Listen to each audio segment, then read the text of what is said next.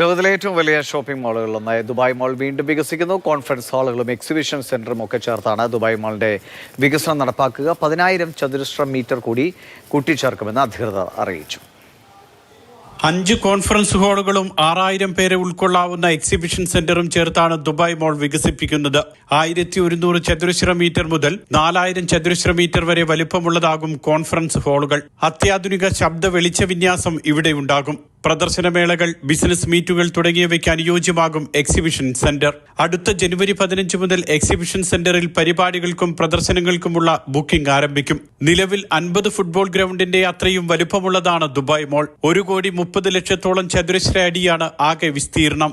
1,200 വ്യാപാര സ്ഥാപനങ്ങളും വമ്പൻ അക്വേറിയവും ദുബായ് മാളിലുണ്ട്. 5.5 കോടിയോളം സന്ദർശകരാണ് വർഷത്തിൽ ദുബായ് മാൾ സന്ദർശിക്കുന്നത്.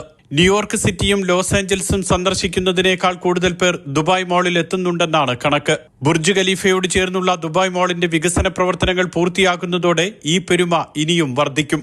മാതൃഭൂമി ന്യൂസ്.